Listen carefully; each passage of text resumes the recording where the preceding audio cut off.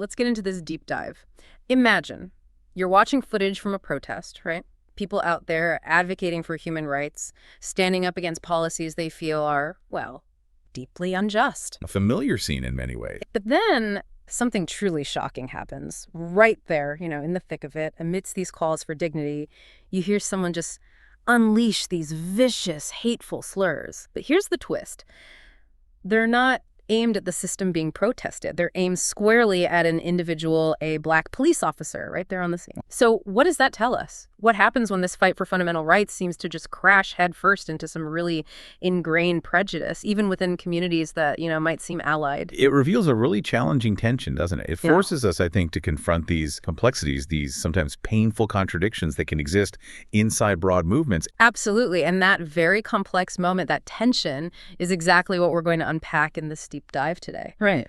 Our source material, it centers on this specific incident caught on video during recent anti-ICE protests out in Los Angeles. We're drawing from a YouTube transcript, really gets into the details. So our mission here essentially is to walk you through this source material. We want to pull out the key details of what actually happened, explore the very wide range of reactions it sparked, and try to understand what this specific snapshot ultimately tells us about the challenges to unity, the sources of division, and just the ongoing conversation around race, identity, and political action in America. And it's not just about this one incident, although it was. Undeniably. It's more about how moments like these get used, how different groups interpret them, and what they reveal about these larger, sometimes really uncomfortable truths about prejudice we still need to grapple with. It really does offer a lens into some deep-seated dynamics, yeah. This is happening during anti-ICE protests in LA.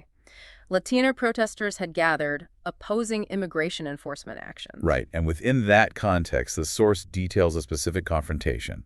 It involved two Latino protesters who directed, blatant racial slurs, specifically the N-word, at a black LAPD officer who was just there on duty. The language quoted in the source is N-erism.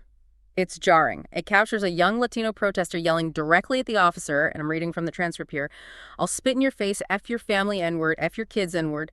I mean, it's incredibly aggressive, personal, hateful. And the source notes this wasn't just one person in that moment. A young Latina woman, described as being with the first protester, apparently joined in too, also repeatedly using the N-word at the officer. There's an interesting detail. The source adds she made comments suggesting she actually recognized the officer, maybe as a customer from a place she called Kababa. Huh. So maybe not strangers. That adds another layer. It does. It suggests maybe a connection beyond just that protest moment. Now, amidst all this verbal assault, the source makes a really strong point about the officer's reaction. Yes, it does. The transcript notes he remained calm throughout, didn't respond in kind, didn't act unprofessionally, and crucially, the source says he didn't do anything that violated constitutional rights during this whole exchange. Right. And the source actually expresses gratitude for that, for his composure, his conduct in the face of really extreme hostility. Which brings us to the immediate contradiction the source highlights. Exactly. It draws this direct, stark parallel. It states that the words used by those protesters, the spitting threat, the F your family N-word, if your kids N-word, are, quote, identical to those we are protesting against mega Trumpites. That comparison hits hard. It's deliberately confronting, isn't it? It is. It forces you to ask, how can you stand there demanding human rights and dignity for one group, say, migrants facing deportation, while you're simultaneously denying that same basic dignity using dehumanizing language against someone else, just because they wear a uniform? Especially, as the source points out, when that particular officer hadn't violated anyone's rights in that moment. The source brings up Dr. King about judging by character, not skin color, a standard these protesters in the video clearly failed to meet. It underscores that the principles you claim to fight for need to apply universally, even, maybe especially, to those you see as being on the wrong team. So predictably, in our digital age, a video of this exchange surfaces online. Of course. The source notes it was posted by a pro-Trump X account. The handle mentioned is durags and maga caps, and it spread fast, nearly 81,000 views pretty quickly. And the framing from that account, well, it was exactly what you might expect. Very specific, aimed at creating division. The source quotes one post saying, "Black Americans, this ain't our business." Just trying to wall it off, make it seem like an issue only for other groups. Isolating it. Right. Another post from that same account even joked, sarcastically, that maybe the black officer himself was behind the account posting the video. Wow. The intent was clearly to use the incident to drive a wedge between communities. Right, to say, see, this isn't your fight. But the source also captures reactions from within the communities more directly affected by issues like immigration and policing. Yes, it includes perspectives expressing deep disappointment about the N-word being used, calling it increasingly disheartening. But there's a but, isn't there? There is.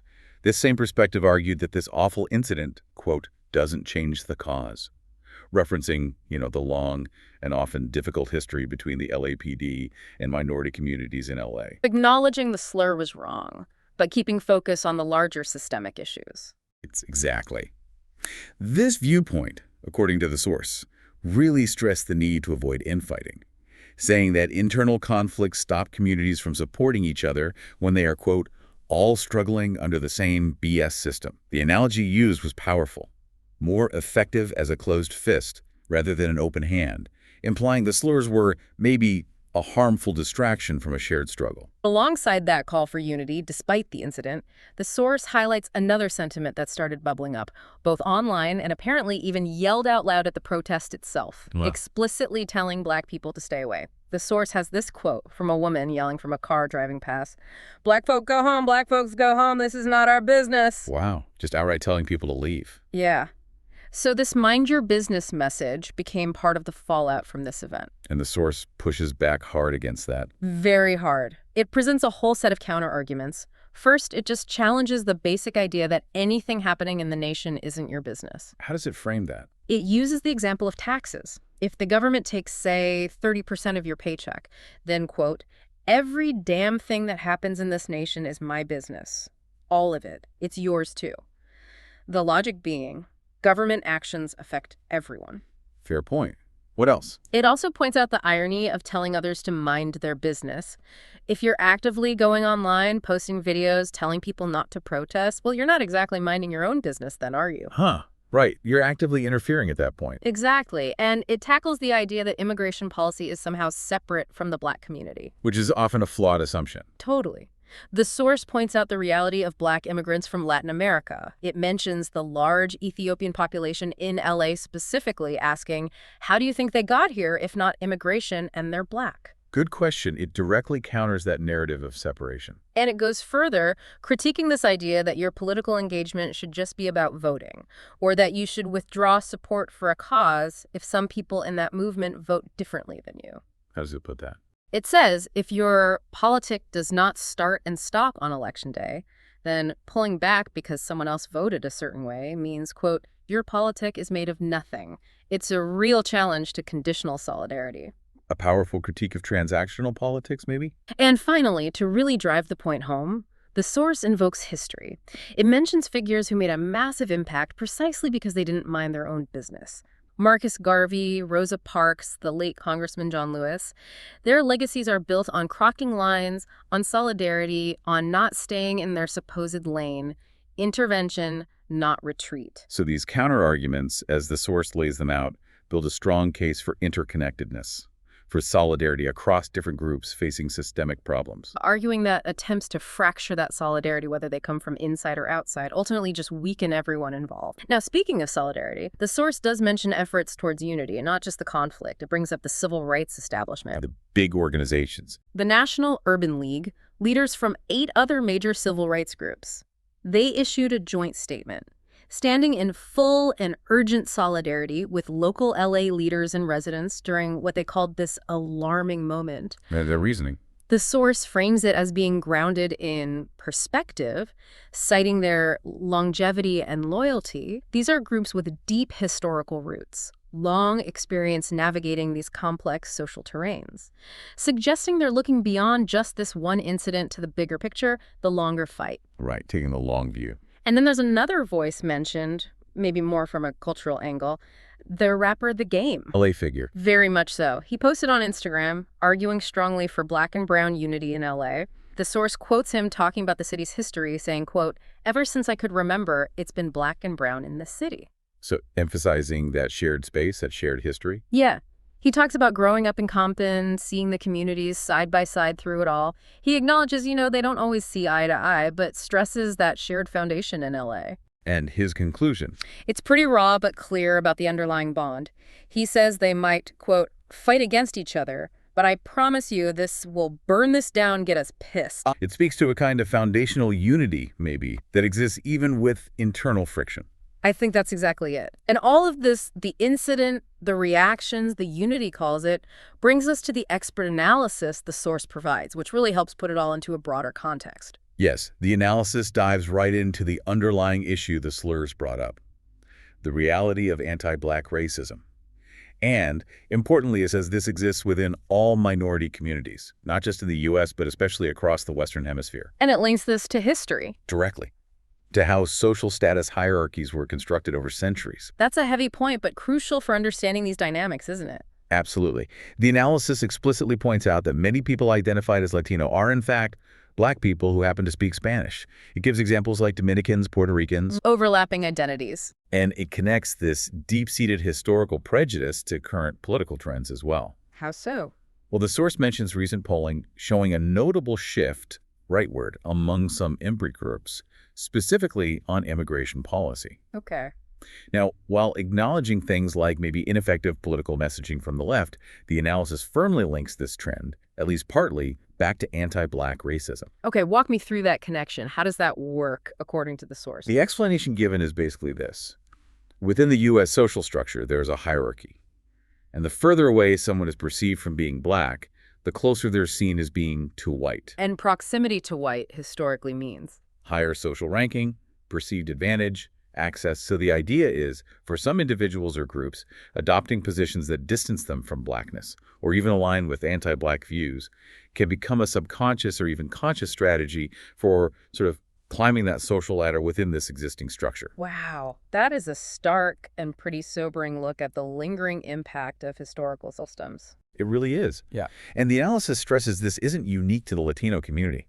It says anti-Black racism is present in the Indian community, the Asian community, quote, pretty much everybody. Why? Why so widespread? The reasoning offered is that because we're social beings operating within this historical context, we internalize these meanings. Yeah. We understand, often subconsciously, the weight and implications attached to Black and white in our society structure. It really ties back to that final point the source makes, doesn't it? Ultimately, bigots often just see white and not white, highlighting that extreme polarization that prejudice creates. Precisely. So this incident, the whole spectrum of reactions, the expert context, it all converges to show how these deeply embedded prejudices, rooted way back in history, can just erupt unexpectedly, even in moments where groups might seem ally against a common opponent. Creating these fissures. Exactly. Fissures that those looking to divide can then easily exploit. Okay, so let's try and synthesize this deep dive. We started with the shock of that specific moment, racial slurs at a human rights protest. We navigated the fallout, the conflicting stories online. From calls for unity despite the hurt to outright demands for disengagement. Right. We looked at the strong counter-arguments the source laid out against abandoning solidarity, against defining whose business is whose. And we grounded it all in that expert analysis, rooting this specific event in the wider, difficult reality of historical and ongoing anti-Black racism that cuts across various communities. It's a lot to process, especially when these things blow up instantly on social media, doesn't it? The speed and the noise can be overwhelming. And that brings it back to you, the listener. As you encounter these kinds of complex situations, these conflicting viewpoints, how do you navigate that? Yeah, how do we distinguish between what might be an isolated, though still deeply troubling, act by a few individuals? And what might reflect broader, maybe uncomfortable currents of sentiment or prejudice within a community or a movement? It's not always easy to tell. No, it definitely demands careful attention, a willingness to look beyond the immediate gut reaction and engage critically with the history and the social context that's always playing in the background. Absolutely.